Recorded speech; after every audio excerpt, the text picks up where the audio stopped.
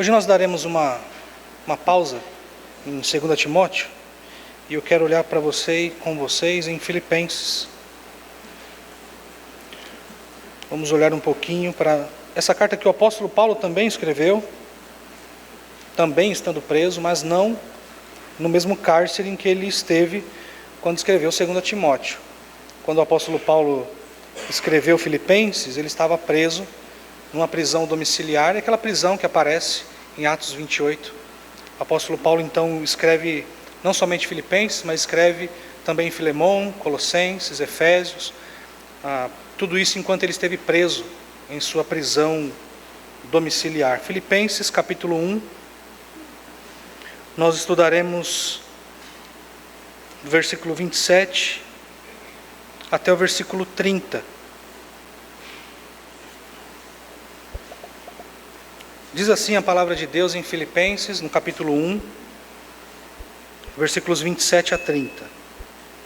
Vivei acima de tudo, por modo digno do Evangelho de Cristo, para que, ou indo ver-vos, ou estando ausente, ouça no tocante a vós outros, que estáis firmes em um só Espírito, como uma só alma, lutando juntos pela fé evangélica, e que em nada estáis intimidados pelos adversários, pois o que é para eles prova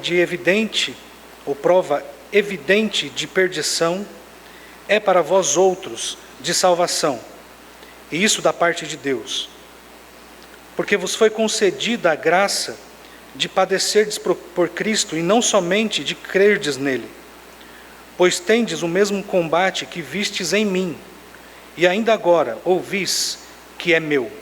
Então esse é o texto que o apóstolo Paulo escreveu, um trecho do texto que o apóstolo Paulo escreveu aos Filipenses. E algo muito notável na carta que o apóstolo Paulo escreveu aos Filipenses, as irmãs que fazem parte do grupo das senhoras estão um pouco mais familiarizadas com o texto de Filipenses.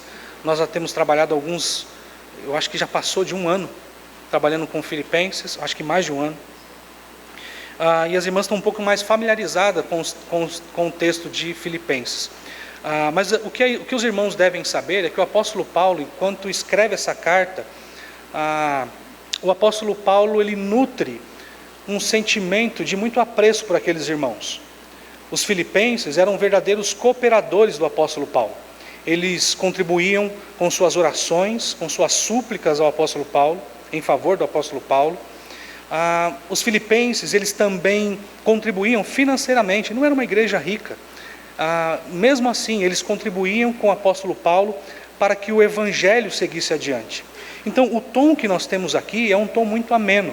É diferente de outras cartas, diferente de Gálatas, por exemplo, diferente das cartas que o apóstolo Paulo escreveu, especialmente a primeira carta que o apóstolo Paulo escreveu aos Coríntios. A carta aos Filipenses é uma carta pessoal e muito amistosa. Mas ainda assim, o apóstolo Paulo escreve para lidar com algumas situações difíceis ali. O apóstolo Paulo, evidentemente, louva a Deus e agradece ao Senhor pela vida dos filipenses, por sua cooperação, por sua firmeza na fé. Mas o apóstolo também lida com algumas questões internas daquela igreja. O apóstolo Paulo lida para lidar com a questão, por exemplo, escreve, aliás, para lidar com a questão do orgulho. O apóstolo Paulo sabia que aquela igreja, talvez por ser uma igreja, uma província romana, e ali os cidadãos daquela cidade tinham ali a sua cidadania romana, havia um traço de muito orgulho naquela igreja. O apóstolo Paulo também escreve visando atacar especialmente, no capítulo 3 ele faz isso, os falsos mestres, os judaizantes. Ele diz, cuidado com os cães. E o apóstolo Paulo escreve também com um outro objetivo. O apóstolo Paulo escreve com o objetivo de preparar os irmãos para a perseguição, algo que já fazia parte da realidade daquela igreja.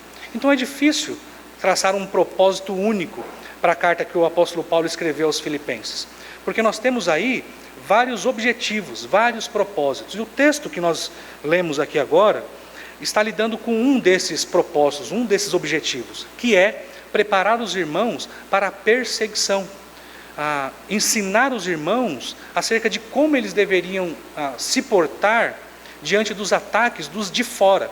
Lembre-se, havia um problema interno, problema relacionado a orgulho, falta de união. O apóstolo Paulo trata disso, mas o problema não era somente interno. Havia um problema também, uma ameaça externa. O apóstolo Paulo então prepara os irmãos para lidar com isso. E na medida em que eu estiver falando com os irmãos sobre esse texto, os irmãos perceberão que uma igreja virtuosa preserva qualidades bíblicas para lidar com a oposição dos inimigos da fé. Eu vou repetir. Uma igreja virtuosa preserva qualidades bíblicas para lidar com a oposição dos inimigos da fé. E nós veremos aqui três qualidades que igrejas virtuosas devem cultivar na luta contra os inimigos da fé. Então, na medida em que nós lidamos com os inimigos da fé, e é uma ameaça real, nós precisamos, como igreja, nutrir três qualidades. E nós veremos aí, no versículo 27, a primeira qualidade, que é a unidade. Nós veremos também, no versículo 28, que a segunda qualidade é a intrepidez. E nos versículos restantes, versículos 29 e 30, nós veremos uma outra qualidade, ou um outro traço, que é a questão do sacrifício. Então, uma igreja que lida com os inimigos da fé de maneira apropriada, elas preservam a unidade, elas agem com sacrifício, com intrepidez, e elas se sacrificam. Os crentes de uma igreja que busca lidar com os inimigos da fé são crentes que não medem esforços. Eles, de fato, se sacrificam. Muito bem, vamos olhar então para o texto que está diante de nós e ver a primeira qualidade, que está aí no versículo 27, que é a qualidade. Veja, irmãos, o apóstolo Paulo diz assim no versículo 27, vivei, acima de tudo, por modo digno do Evangelho de Cristo. Algo curioso aqui é que o apóstolo Paulo, quando usa essa expressãozinha vivei, que passa muitas vezes despercebido por nós, mas o fato é que o apóstolo Paulo, com essa palavrinha, ele instiga os irmãos a viverem como cidadãos. Talvez a tradução de vocês, se você estiver aí com a Almeida, revista atualizada, talvez tenha uma notinha aí, que diz exatamente isso. No original, diz a notinha, portai-vos como cidadãos. E veja como o apóstolo Paulo é inteligente aqui. O apóstolo Paulo é fantástico nesse aspecto. Veja, eu acabei de dizer a vocês que os crentes de Filipos, eles se sentiam orgulhosos por causa da sua cidadania romana. E o apóstolo Paulo, então, quando inicia o versículo 7, ele diz, olha, portai-vos como cidadãos. O apóstolo Paulo levanta mais uma vez essa questão da cidadania. Mas notem, queridos, dessa vez o apóstolo Paulo, ele não faz menção da cidadania romana. O apóstolo Paulo, ele caminha numa outra direção. O apóstolo Paulo não quer trazer à memória dos crentes de Filipos a sua cidadania romana. Mas ao invés disso, o apóstolo Paulo, ele espera que os crentes de Filipos se portem como cidadãos celestes. Havia então ali um grupo de pessoas que tinha uma dupla cidadania. Eles eram realmente cidadãos romanos, mas eles eram, antes de tudo, cidadãos celestes. E o apóstolo Paulo diz, vivei acima de tudo. Acima de tudo. No texto grego, o acima de tudo aparece em primeiro lugar. Acima de tudo. Acima de qualquer coisa, filipenses. Se portem como cidadãos. Como cidadãos que vivem a sua cidadania celeste por modo digno do Evangelho de Cristo.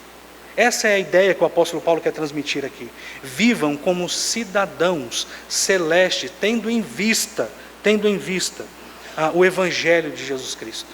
Se portem por modo digno, diz Paulo, do Evangelho de Cristo. Então percebam, irmãos, que o apóstolo Paulo quer tirar dos filipenses, ou deslocar os filipenses daquilo que dava mais orgulho para eles. O apóstolo Paulo quer fazer com que os filipenses pensem de modo digno do Senhor, e para isso eles precisavam se despir de todo o seu orgulho, de tudo aquilo que para eles era de extremo valor, que era ali a sua cidadania romana. O apóstolo Paulo então começa a sua exortação apelando para a cidadania dos filipenses, mas a sua cidadania celeste. Pensem na sua cidadania celeste, filipenses. O texto continua. E ao dizer sobre a sua cidadania celeste, é óbvio, o apóstolo Paulo quer estabelecer ali um padrão de conduta entre os crentes de Filipos. Se os irmãos olharem Romanos capítulo 6, abram a Bíblia de vocês em Romanos, no capítulo 6.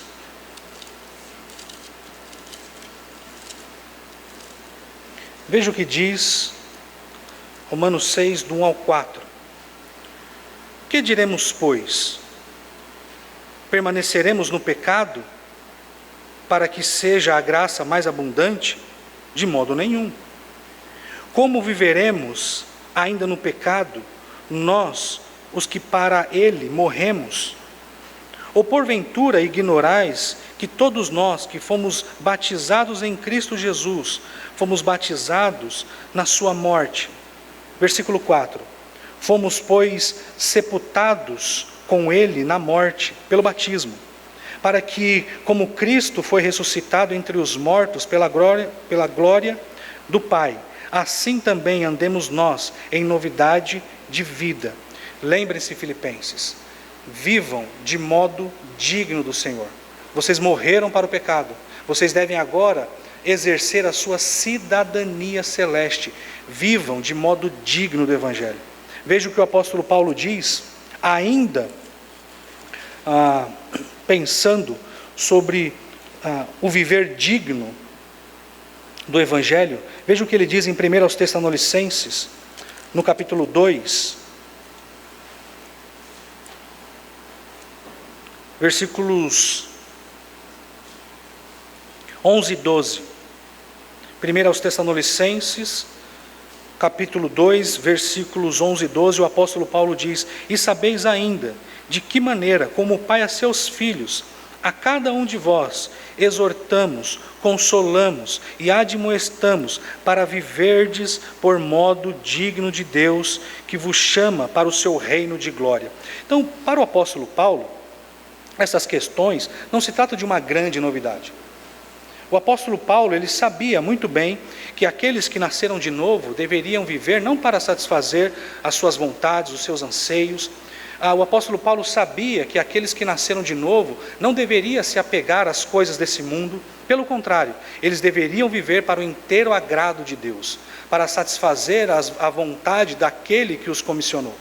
Portanto, o apóstolo Paulo chama a atenção dos crentes de Filipos exatamente para isso. Eles deveriam exercer a sua cidadania de modo digno do Senhor, em novidade de vida. Não havia mais nada, não deveria haver mais nenhum resquício do antigo homem na vida dos filipenses. Eles deveriam progredir na fé e cada vez mais se tornar pessoas robustas, fiéis a Deus, e a partir dessa fidelidade viver de modo digno do Senhor. O texto continua na parte B do versículo. Veja: vivei acima de tudo por modo digno do Evangelho de Cristo, para que, diz o texto, ou indo ver-vos, ou estando ausente. O apóstolo Paulo não sabia em que circunstâncias ouviria acerca dos crentes de Filipos. Portanto, independente das condições, independente se ele tivesse a oportunidade de estar ali pessoalmente com os filipenses, ou se ele ouviria falar acerca dos filipenses, possivelmente ele tinha em vista aqui o relatório que ele receberia de Timóteo, já que ele pensava em enviar Timóteo até Filipos. Nós vemos isso no versículo 19 do capítulo 2. O fato é que o apóstolo Paulo, independente das condições, ele queria receber um bom relatório, ele queria saber de coisas positivas acerca dos crentes de Filipos. E ele diz: ouça no tocante a vós outros. Eis o que o apóstolo Paulo queria ouvir acerca dos filipenses: ouça no tocante a vós outros, que estáis firmes em um só espírito, como uma só alma, lutando juntos pela fé evangélica. Notem, queridos, a ênfase que o apóstolo Paulo dá aqui para a questão da unidade. Ouça no tocante a vós outros, ou que receba esse relatório de Timóteo, né? Possivelmente de Timóteo, que estáis firmes em um só espírito, como uma só alma, lutando juntos pela fé evangélica. Nós temos aqui uma imagem de um verdadeiro exército, de uma formação única, uma composição militar. É isso que nós temos aqui. Diante dos ataques dos inimigos da fé, o que o apóstolo Paulo esperava dos filipenses era que eles se comportassem como um verdadeiro exército, unidos, fortes, juntos. O apóstolo Paulo diz: firmes em um só espírito, como uma só alma, lutando juntos. O apóstolo Paulo não tem como ser mais enfático aqui. O apóstolo Paulo não tem como dar ênfase maior para a questão da unidade aqui. Filipenses, eu espero ouvir acerca de vocês, eu espero receber o seguinte relatório acerca de vocês. Eu espero ouvir que vocês estão firmes em um só espírito, como uma só alma, lutando juntos pela fé evangélica. Não há espaço, filipenses, o apóstolo Paulo certamente pensava, não há espaço para distrações pessoais. Mais para frente, o apóstolo Paulo vai lidar aqui de maneira mais frontal com a questão da divisão que havia dentro da igreja. No finalzinho da carta, o apóstolo Paulo vai rogar a Evódia e a Síndique que pensem concordemente no Senhor. Queridos, nós estamos diante aqui de algo extremamente notável. A ênfase do apóstolo Paulo, nós vemos isso na carta que o apóstolo Paulo escreveu aos Filipenses e em todas as outras cartas que ele escreveu. A ênfase do apóstolo Paulo é o Evangelho. A preocupação do apóstolo Paulo é com o Evangelho. Quando ele escreve aos crentes de Filipos, ainda que ele destaque algumas questões de ordem pessoal, a preocupação maior do apóstolo Paulo é com relação ao Evangelho. De modo que quando ele escreve o versículo 27 e pensa nessa unidade que deveria haver entre os crentes de Filipos, ele pensa única e exclusivamente no Evangelho. Ele diz: eu espero receber o seguinte relatório, de que vocês estão de fato unidos em prol do Evangelho, lutando juntos pela fé evangélica. Então notem, queridos, que nesse aspecto não há espaço, ou não deveria haver espaço, entre os crentes de Filipos para distrações pessoais, para intrigas, para divisões, para rachas. Não deveria haver espaço para isso. Do mesmo modo, tendo em vista que nós, aqui da Igreja Batista Redenção, estamos inseridos num contexto de tantos ataques contra a verdade, tantas instituições tentam afetar a verdade que a nós foi confiada, tendo em vista que nós, queridos, nós, servos de Deus, que nascemos de novo, estamos inseridos nesse ambiente. Do mesmo modo, nós não podemos também nos distrair com essas questões, muitas vezes tolas, de divisão, de separação, de intrigas. Não há espaço para essas coisas. Queridos, a nossa mentalidade precisa estar naquilo que é de fato essencial. Nós estamos juntos, unidos, ou deveríamos pelo menos estar juntos, unidos, num só espírito, como uma só alma, lutando juntos pela fé evangélica. Imagine como seria desastroso um exército ali em suas trincheiras, em pleno combate, guerreando, atirando, e de repente um soldado olha para o outro e por alguma razão se desentendem ali e começam a discutir entre eles. A guerra está acontecendo, o inimigo está avançando, e aqueles dois soldados gastando tempo com questões pessoais, não há espaço para isso. Da mesma forma que é um tremendo absurdo imaginarmos numa cena de guerra, dois soldados ali, dentro da mesma trincheira, discutindo por questões tolas e pessoais, do mesmo modo, deve ser um absurdo olhar para a igreja do Senhor e encontrar nela esse tipo de situação. Nós estamos sobre ataques, queridos. O que deve marcar a nossa relação é unidade, compromisso, auxílio. Essas coisas, isso sim, deve marcar a relação daqueles que nasceram de novo. Nós estamos sob ataque. Eu lembro que quando eu era criança, acho que até hoje existe esse ditado, né? Era o ditado: se você não pode contra eles ou com eles, né? Junte-se a eles. Era muito comum isso. E eu lembro que nas partidas de futebol, havia sempre aqueles moleques que eram muito, muito bons de bola. E eu não queria jogar contra eles, porque eu sabia que eles eram insuperáveis. Então o que eu fazia? Eu me juntava a eles, para que então nós fizéssemos ali um time imbatível. Essa frase ela é de fato carregada por um tom de estratégia muito grande.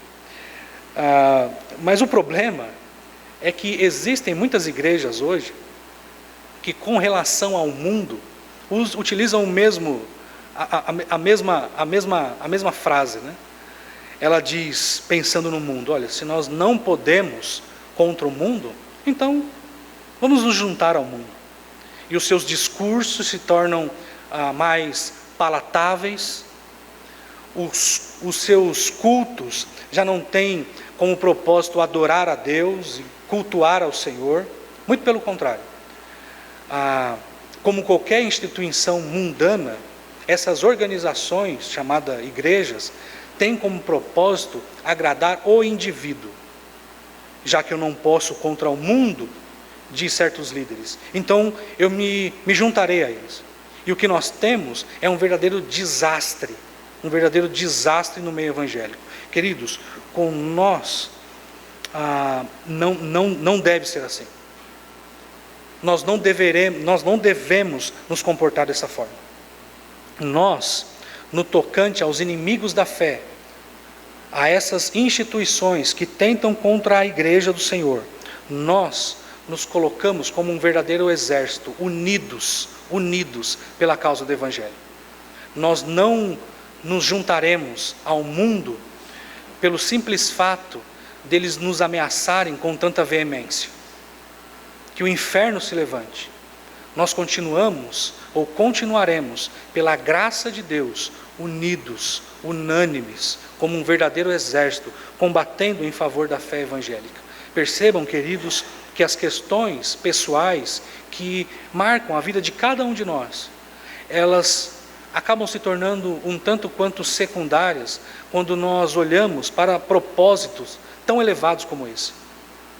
Precisamos nos recordar que nós, sendo parte da igreja do Senhor, nós devemos lutar em favor do Evangelho e fazer com que o Evangelho avance.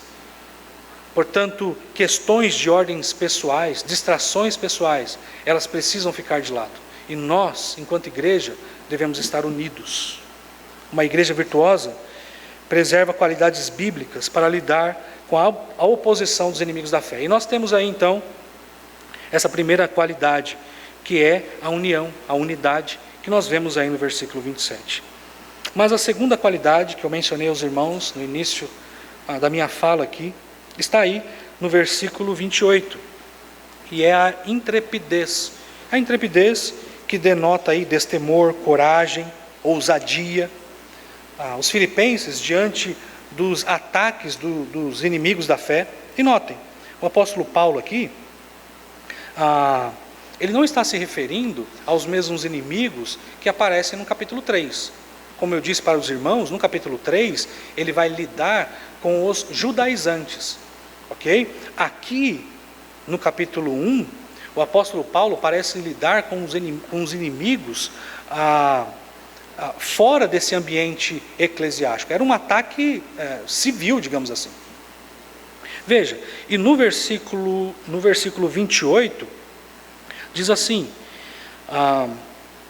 e que em nada estáis intimidados pelo adversário. O apóstolo Paulo, ele esperava que os filipenses, diante dos ataques do inimigo, diante da perseguição do inimigo, o apóstolo Paulo esperava que os filipenses se mantivessem firmes. A preocupação do apóstolo Paulo, na verdade, era que diante dos ataques, ou por causa dos ataques, os filipenses se dispersassem.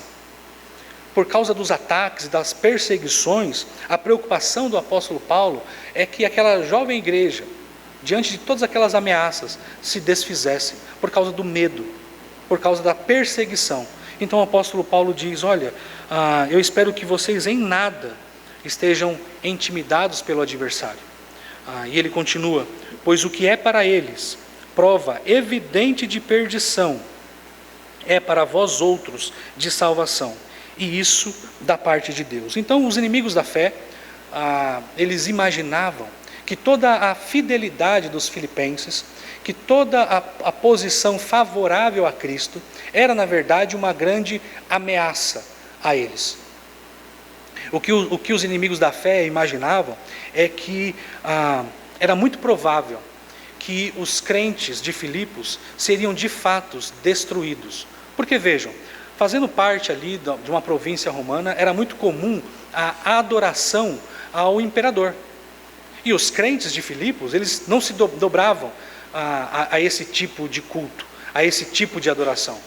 Portanto, diante daquela grande afronta e da falta, entre aspas, de patriotismo, tendo em vista que o culto ao imperador fazia parte comum da vivência daquelas pessoas, os inimigos diziam, olha, vocês de fato serão destruídos. E era muito comum haver denúncias e esse tipo de perseguição.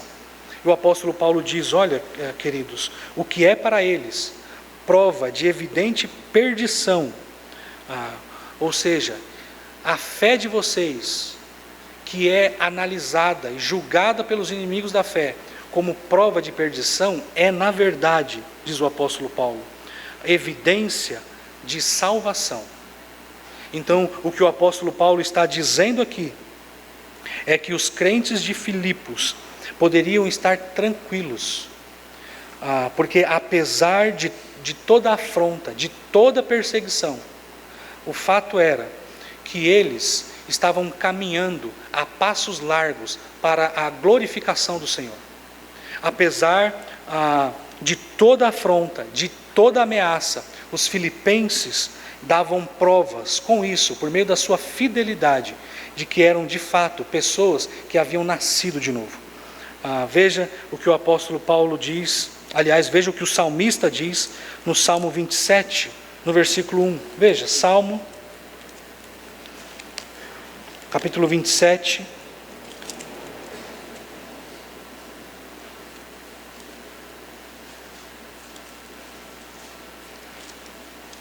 Salmo 27, versículo 1. Veja, o apóstolo Paulo diz, o Senhor é a minha luz e a minha salvação, de quem terei medo? O Senhor é a fortaleza da minha vida, a quem temerei? Filipenses, hajam com intrepidez, não tenham medo, não tenham medo, ainda que eles julguem vocês, ainda que eles imaginem que a fé de vocês é prova de perdição, saibam que isso é de fato prova evidente de salvação. Não tenham medo, não tenham medo dos ataques, não tenham medo das investidas do inimigo, sigam adiante. Em Atos, no capítulo 4, o médico Lucas diz o seguinte, Atos, capítulo 4.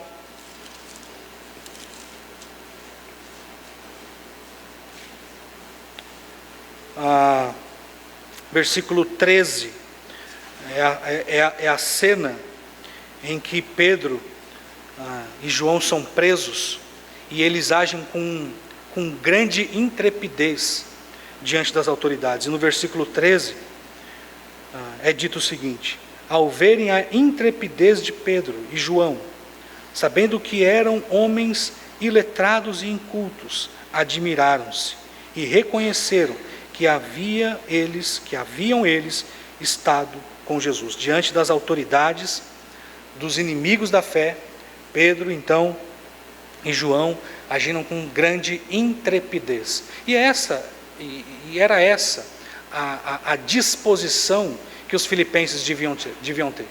O apóstolo Paulo esperava que eles não se sentissem intimidados com absolutamente nada. E o fato é, queridos, que muitas vezes nós sentimos medo. Eu lembro que quando nós tentamos iniciar aí,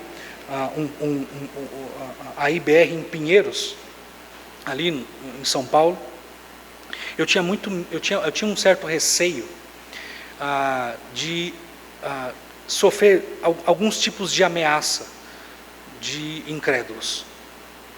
Na época era apenas eu e o pastor Isaac, nós dois ali, e eu tinha muito receio das pessoas entrarem ali no nosso espaço e tentarem fazer algum tipo de arruaça, ou tentarem nos desafiar de alguma forma, inimigos da fé e coisas assim. E eu tinha muito medo dessas coisas.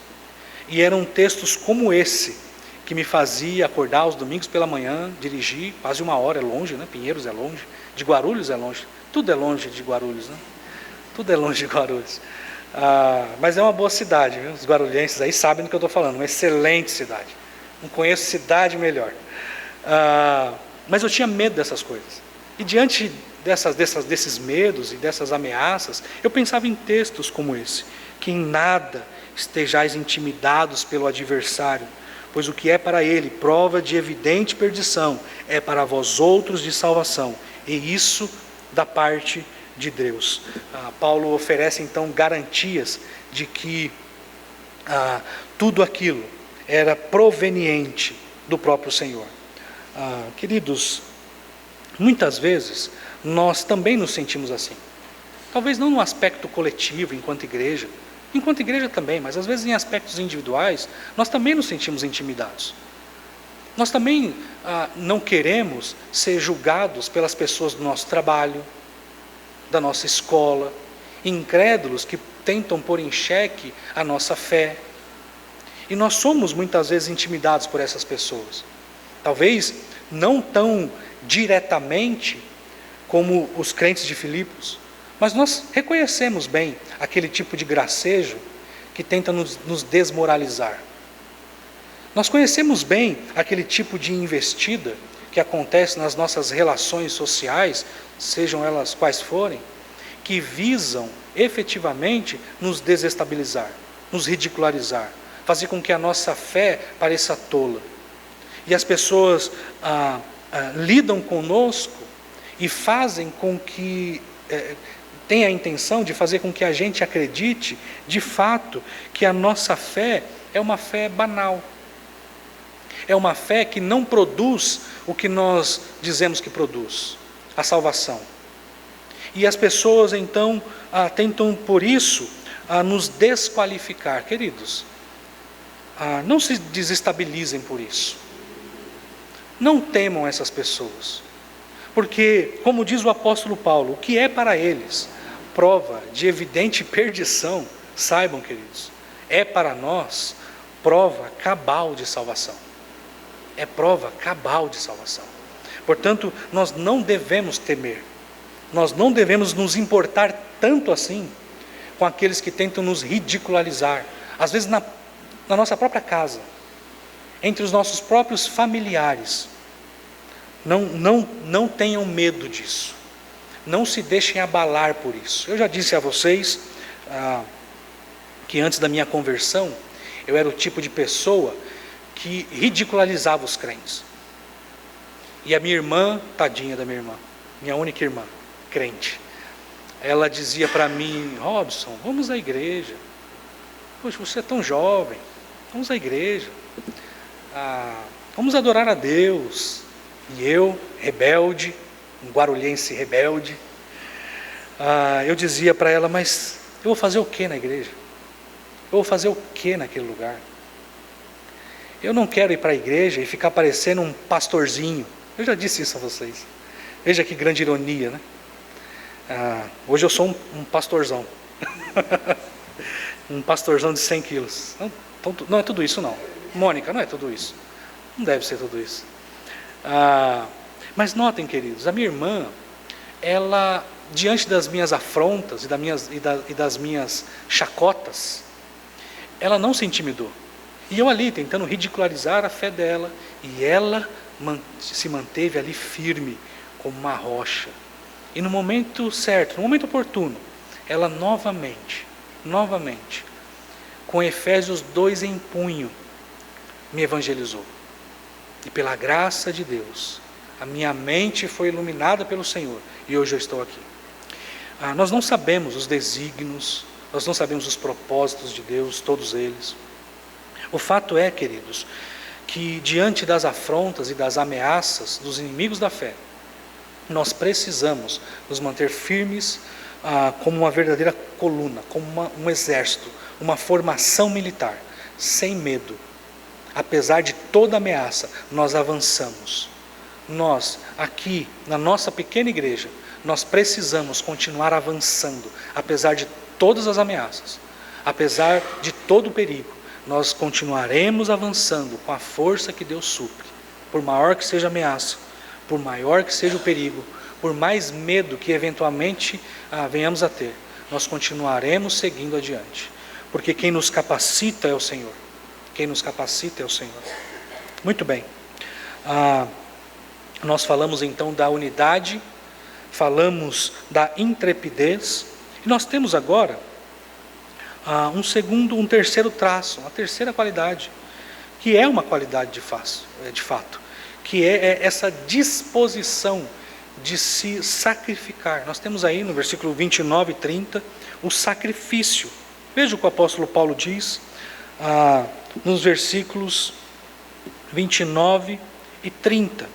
Veja: porque vos foi concedida a graça de padecerdes por Cristo, e não somente de crerdes nele, pois tendes o mesmo combate que vistes em mim, e ainda agora ouvis que é meu. O apóstolo Paulo, então, ele fala de algo aqui muito interessante. O apóstolo Paulo fala de um aspecto da graça que muitas vezes não é tão mencionado assim, que é a questão do sofrimento. Nós vemos aí o apóstolo Paulo dizendo: porque vos foi concedida a graça.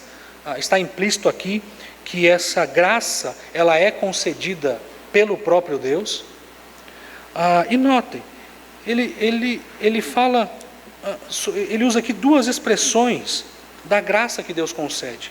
E a primeira delas é o padecimento. Notem, queridos, o apóstolo Paulo está dizendo que uma das expressões da graça de Deus é o sofrimento, é o padecimento. E veja o que é dito em Mateus, no capítulo 5. Veja, o apóstolo Paulo não está aqui inventando a roda. Pelo contrário, em Mateus, no capítulo 5, veja o que diz. Mateus, capítulo 5, versículos 10 a 12. O apóstolo Paulo diz o seguinte: bem-aventurados perseguidos... eu disse o apóstolo Paulo? Disse? Não, Mateus, né? Veja o que diz. Bem-aventurado os perseguidos por causa da justiça, porque deles é o reino de Deus. Bem-aventurados sois, quando por minha causa vos injuriarem e vos perseguirem, e mentindo disserem todo o mal contra vós. Versículo 12. regozijai-vos e exultai, porque é grande o vosso galardão nos céus, pois assim perseguiram os profetas que viveram antes de vós. Então, percebam, queridos, que existe um aspecto da graça de Deus que é o sofrimento. É muito comum nós querermos fugir do sofrimento. É muito comum nós querermos de fato excluir da nossa vivência toda forma de sofrimento. E nós fazemos isso de várias maneiras. Mas aqui nós temos o apóstolo Paulo dizendo que existe um aspecto da graça de Deus que é o próprio sofrimento, que é o próprio padecimento. Mas não é o padecimento por coisas inúteis e vazias. É o padecimento por causa do Senhor. E o que nós temos aqui é uma expressão clara de que o sofrimento vivido pelos crentes por causa do Senhor é de fato algo gracioso. É um aspecto da graça de Deus. Nós devemos então nos regozijar, apesar de todo o sofrimento, pelo fato de estarmos padecendo por causa do Senhor. Isso parece uma grande loucura, isso parece um grande paradoxo, mas o fato é, queridos, é que o apóstolo Paulo está dizendo exatamente isso, porque foi concedida a graça de padecer por Cristo. Filipenses, diante das ameaças e dos perigos, diante de todo o sofrimento que vocês estão vivendo, saibam que isso faz parte da graça de Deus. Vocês estão sendo agraciados por Deus, pelo fato de estarem sofrendo por causa da causa do Evangelho, ou por causa do Evangelho. Fica mais bonito assim, né? Mais palatável. Percebam, queridos, percebam. Diante das ameaças, diante dos perigos, os crentes de Filipos deveriam então estar unidos, corajosos, sabendo que apesar das ameaças, de todo o perigo, apesar de todo o padecimento, eles estavam vivendo a graça de Deus, ou uma expressão da graça de Deus, que era o sofrimento, que era o padecimento. E o texto ainda diz, veja, porque vos foi concedida a graça de padecerdes por Cristo, e não somente de crer nele. Então, nós temos aqui a outra expressão da graça de Deus, que é, de fato, o entendimento que nós temos do Senhor. Veja, hoje pela manhã, nós estávamos estudando Atos, capítulo 16. Os irmãos que estavam aqui acompanharam aí a exposição do pastor Marcos em Atos, capítulo 16. E veja o que é dito em Atos 16, no versículo 14. É dito o seguinte: certa mulher chamada Lídia, da cidade de Tiatira, vendedora de púrpura, temente a Deus, nos escutava. O Senhor lhe abriu o coração para entender as coisas que Paulo dizia. Então nós temos aqui uma outra expressão da graça de Deus. Por um lado, nós temos essa expressão que é o padecimento, que é o sofrimento. Por outro, nós temos essa outra expressão da graça de Deus, que é o entendimento que Ele dá àqueles que crerão na mensagem do Evangelho. Então nós temos aqui duas expressões da graça de Deus. Uma não tanto falada, que é a questão do sofrimento, e uma outra, muito mais comum a nós, que é a graça, que diz respeito ao entendimento que Deus dá acerca da tua palavra, ou da palavra dele. Queridos, tudo isso deveria estar na mente dos filipenses. Diante de todos aqueles ataques, de todas aquelas afrontas, os crentes de Filipos, então, eles deveriam estar cientes que apesar das investidas do inimigo, eles deveriam estar juntos, unidos, em um só espírito, como uma só alma, lutando juntos pela fé evangélica. Eles deveriam estar cientes que, apesar de todas as investidas do inimigo, de todas as acusações, de todas as afrontas, eles deveriam agir com total intrepidez e coragem. E eles deveriam estar certos também, apesar de todo o sofrimento, apesar de todo o sacrifício, eles deveriam estar cientes de que aquilo, tudo pelo qual eles estavam passando, em termos de lutas e desafios, era de fato uma expressão da graça de Deus. E de fato, queridos, o sofrimento, ele serve como uma espécie de confirmação da fé daqueles que creem em Cristo. O sofrimento, por causa do Evangelho, por causa do Senhor, é de fato uma prova evidente de que aquele que padece, de fato nasceu de novo. Em 2 Timóteo,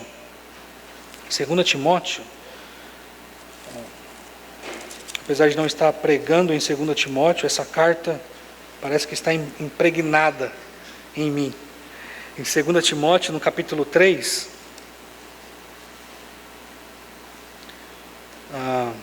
o apóstolo Paulo diz ao seu filho na fé: tu, porém, versículo 10, tu, porém, tens seguido de perto o meu ensino, procedimento, propósito, fé, longanimidade, amor, perseverança, as minhas perseguições e os meus sofrimentos, quais me aconteceram em Antioquia, Icônio e Listra, que variadas perseguições tenho suportado. De todas, entretanto, me livrou o Senhor. Versículo 12. Ora, todos quantos querem viver piedosamente em Cristo Jesus serão perseguidos. Então percebam, queridos, que o sofrimento, expresso aqui pelo apóstolo Paulo, por meio da perseguição, é uma prova evidente de que aqueles, de que de fato nós nascemos de novo. Então, não se assustem com o modo como as pessoas te acusam por causa da sua fé. Não se deixem abater tanto assim por causa da fé que você professa e da ridicularização que você sofre por causa dela. Saibam, de fato, que todos aqueles que querem viver piedosamente em Cristo Jesus serão, de alguma forma, perseguidos. De alguma forma. De uma forma institucional, talvez, às vezes, por meio de chacotas e coisas assim. Mas, queridos, isso faz parte do drama da vida cristã. Nós fomos chamados, de fato, ao sofrimento. E eu sei que isso parece um pouco duro. Eu sei que isso parece, não parece harmonioso com o que é dito aí fora hoje. Mas, de fato, queridos, a fé cristã, ela não é esse mar de rosas que muitas pessoas tentam dizer que é. Nós padecemos muitas vezes, e nós sofremos muitas vezes. Tudo isso por causa da fé que professamos. Mas precisamos estar cientes de que, apesar disso, apesar do sofrimento, nós sabemos que o Senhor é quem nos acompanha e nos fortalece. E o sofrimento é, de fato, uma expressão da graça do Senhor. Porque vos foi concedida a graça de padecerdes por Cristo, e não somente de crerdes nele. Versículo 30. Pois tendes o mesmo combate que vistes em mim, e agora ouvis que é o meu. O apóstolo Paulo, então, apresenta o motivo que faz ele perceber que, de fato, os filipenses estavam sofrendo. Na NVI, acho que está um pouco melhor a tradução. Diz assim, o versículo 30, já que estão passando pelo mesmo combate que me viram enfrentar, e agora ouvem que ainda enfrento. Os filipenses estavam enfrentando as mesmas dificuldades do apóstolo Paulo em termos de perseguição. Eles também estavam sendo perseguidos, assim como o apóstolo Paulo estava sendo perseguido. Eles estavam enfrentando as mesmas dificuldades, os mesmos dramas. O interessante de notar, porém, é que, apesar de tudo isso, a perspectiva do apóstolo Paulo era uma perspectiva alegre, feliz, vibrante, mesmo estando preso, mesmo passando por dificuldades terríveis. No versículo 12 do capítulo 1, ele diz o seguinte: quero ainda, irmãos, cientificar-vos. Veja que coisa linda. Quero, irmãos, cientificar-vos de que as coisas que me aconteceram, o apóstolo Paulo estava preso, ele era alguém perseguido, ele estava vivendo em grande sofrimento, e ele diz: quero ainda cientificar-vos de que as coisas que me aconteceram antes têm contribuído para o progresso do Evangelho. Percebam, irmãos, a perspectiva do apóstolo Paulo. Ele diz: olha, apesar de todo o sofrimento, apesar das minhas cadeias, da minha prisão, apesar de todo o drama que eu estou vivendo, o fato é que isso tudo está contribuindo para o progresso do Evangelho. De maneira, versículo 13, que as minhas cadeias em Cristo se tornaram conhecidas de toda a guarda pretoriana e todos os demais. A maioria dos irmãos, estimulados no Senhor por minhas algemas, ousam falar com mais desassombro a palavra de Deus. Percebam, queridos, apesar de todo o sofrimento, de todo o drama, o apóstolo Paulo diz: eu estou feliz. O apóstolo Paulo não está aqui ignorando o seu sofrimento. O apóstolo Paulo não é aqui uma espécie de masoquista, não é isso, absolutamente. O apóstolo Paulo tem a dimensão do seu sofrimento, a correta dimensão do seu sofrimento. Mas o fato é que o apóstolo Paulo, com uma mente transformada, ele avalia o seu sofrimento de uma outra forma. Ele diz: olha, apesar de todo esse sofrimento, apesar de todo o drama, o fato é que a palavra de Deus, ela continua avançando. Esse é o propósito da minha vida. É para isso que eu vivo. E se o meu sofrimento contribui para o avanço do Evangelho, então que isso continue, que eu sofra ainda mais, porque para mim, ele vai dizer mais para frente, o viver é Cristo, e o morrer é lucro.